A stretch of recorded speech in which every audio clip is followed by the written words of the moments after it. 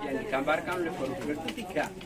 Yang pertama karma, yang kedua reinkarnasi, yang ketiga memutus siklus reinkarnasi. Nah, apapun yang kita lakukan akan ada konsekuensi.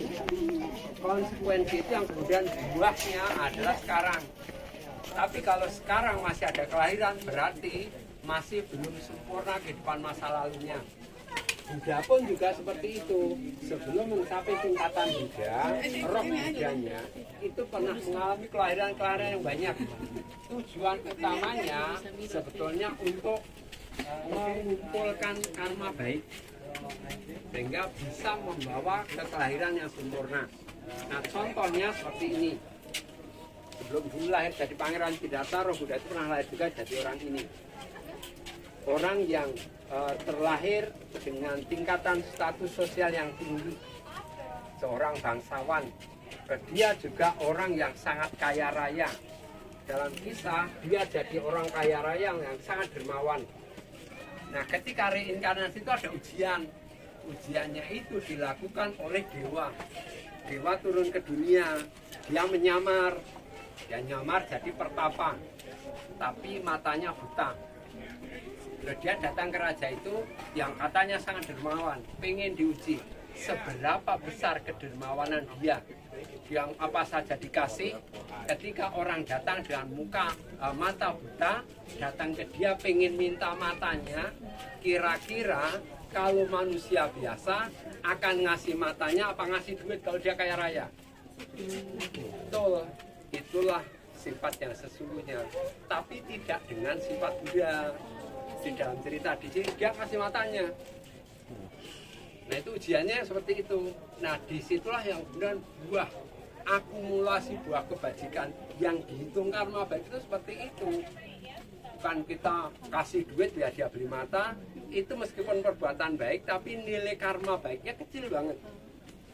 Itu yang kemudian 504 kali loh mengalami kelahiran itu dengan kelahiran istimewa. Rata-rata itu berkorban untuk keselamatan yang lain. Lahirnya yang kemudian lahir jadi Pangeran Siddhartha Gautama. Okay, we have 547 more officers. Yang namanya paramita. Di paramita itu kumpulan kebajikan, kesempurnaan kebajikan. Kalau sudah sempurna, jiwa kita akan di mana? Akan ada di surga namanya surga Tusita. Nah, surga Tusita itu surganya para calon Buddha. Di surga Tusita sana sudah berkumpul roh-roh yang sudah mencapai bodhisattva. Nanti akan turun karena di dalam filsafatnya kan alam semesta ini tidak ada yang tahu sampai berapa miliar tahun. Nanti yang kemudian nanti akan ada bodhisattva, akan ada Buddha lagi yang menyelamatkan ajaran. Nah, terus ini kondisinya akan digambarkan dengan bodhisattva yang ada di surga Tusita. Ini buah kelahiran terakhir. Nah, di sini persiapan roh Buddha ini turun ke dunia di reinkarnasi terakhir. Nah, di sini dia duduk di singgasananya. Ini ada dewa-dewa yang menggotong singgasana Buddha ini turun ke dunia. Jadi kenapa seolah turun? Ini kita lihat awan di singgasana Bodhisattva digotong turun ke dunia. Terus nanti roh Bodhisattva ini akan masuk ke rahim seorang ibu. Yang dan nanti ada peristiwa kelahiran Pangeran Siddhartha. Masuknya roh Buddha ke dalam rahim seorang ibu itu ini. Jadi di sini diceritakan ada cerita seekor gajah putih yang di telapak kakinya ada bunga teratai datang ke mimpi seorang ratu yang namanya Ratu Mahamaya.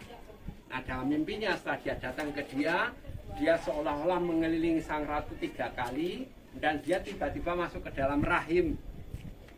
Nah, ketika roh suci Buddha itu masuk ke rahim, sang ratu bangun dari tidur. Ingat mimpi aneh itu. Ada mimpi yang sangat aneh. Apa sebenarnya arti mimpi itu? Nah karena ketika dia cerita ke suaminya tidak sholat dulu itu, kemudian dicarilah orang-orang yang bisa meramalkan mimpi. Nah orang bijaksana dari kaum Brahmana yang bernama Resi Asita yang kemudian diundang ke istana kemudian mengungkapkan makna mimpi itu.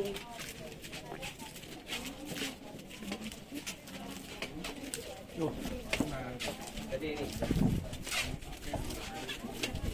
ketika Resi ini diundang datang kita disuruh meramalkan mimpi, apa kata pertapa ini? Mimpi itu punya arti dia akan hamil dan nanti akan melahirkan seorang anak yang akan menjadi penguasa dunia. Jadi kalau di Thailand kenapa ada negeri disebut negeri gajah putih itu kisah dari gajah putih yang jadi Buddha. Nah, Thailand itu negeri Buddha, kerajaan Buddha kemudian disebut negeri gajah putih.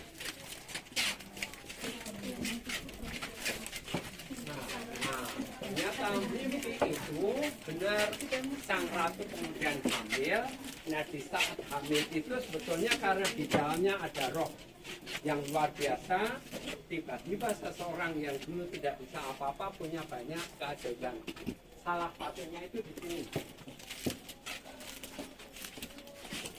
Satu hari ketika sang ratu hamil, raja dan ratu mengundang orang-orang atau rakyatnya ke istananya dan mereka diberi sedekah-sedekah, tapi salah satu dari orang yang datang itu kondisinya sakit.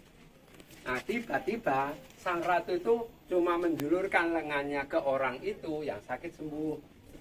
Nah, yang kemudian di zaman dulu di Borobudur itu kan banyak mitos-mitos, salah satunya patung Buddha keberuntungan di dalam stupa yang kalau orang percaya untuk jari manis tangan Buddha kalau cowok, tumit kaki Buddha kalau cewek, kemudian kalau sampai pegang bikin permohonan, keinginannya terkabul.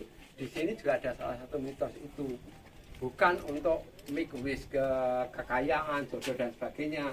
Tapi kalau di sini, kalau punya problem kesehatan, zaman dulu banyak yang datang ke sini mencoba menempelkan telapak tangannya ke telapak tangan ratu itu. Jadi katanya yang sakit sembuh. Tapi namanya mitos.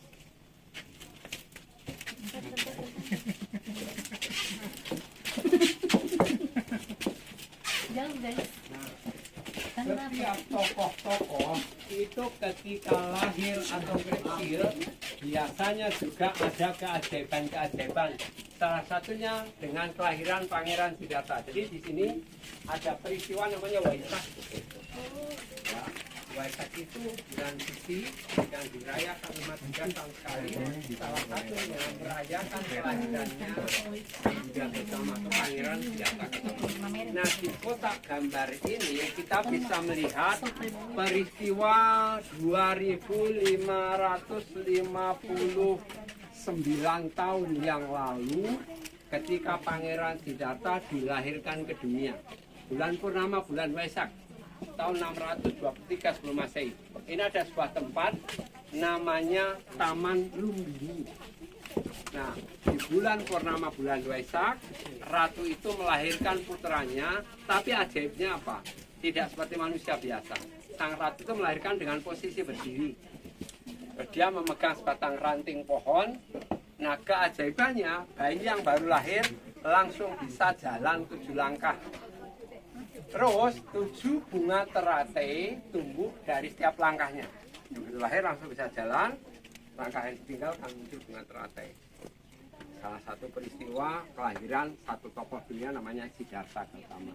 Tapi kemudian dalam cerita meskipun dia calon raja, dia tidak tertarik jadi raja.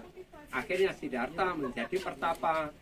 Waktu dia jadi pertapa itu simbol melepaskan keterikatan dunianya adalah menggundul rambut, mengganti pakaian dengan jubah. Jadi rambut itu sangat duniawi, makanya biksu-biksu itu rambutnya digundul karena sudah tidak memikirkan mode dunia, apalagi baju ganti sama jubah. Nah kenapa Siddhartha ingin jadi pertapa? Dia itu hidup di istana yang penuh kemewahan, tapi tidak pernah bahagia. Karena dia tidak pernah lihat dunia luar. Oleh orang tuanya dikurung di kemewahan istana. Karena ada ramalan, kalau sampai keluar dari istana, dia tidak akan jadi raja. Nah disitulah kemudian sejarah ajaran Buddha muncul. bosen di kemewahan istana, ketika di luar istana jalan-jalan karena bosen, lihat 4 peristiwa. Dia ketemu orang tua, dia ketemu orang sakit, dia ketemu orang meninggal, yang keempat dia ketemu pertapa suci. Nah, 3 peristiwa itu menyadarkan dirinya bahwa hidup itu tidak selalu mudah, tapi ada tua, ada sakit, ada kematian. Tapi setelah mati bukan akhir. Bagaimana menghentikan perputaran kelahiran kembali, ketemu pertapa, kebahagiaan terpancar dari pertapa itu karena dia sudah tidak memikirkan duniawi lagi. Akhirnya Pangeran Siddhartha ingin jadi pertapa, minta izin ke ayahnya, tidak dikasih izin. Akhirnya suatu malam Pangeran Siddhartha kabur. Nah, simbol dia melepaskan status sosialnya, ganti pakaian, gondol rambut biar tidak dikenali, ganti juga. Setelah 6 tahun mengembara, di malam bulan purnama bulan Waisak, waktu bertapa di bawah pohon, namanya pohon Bodhi, dia menemukan jalan yang membawa dirinya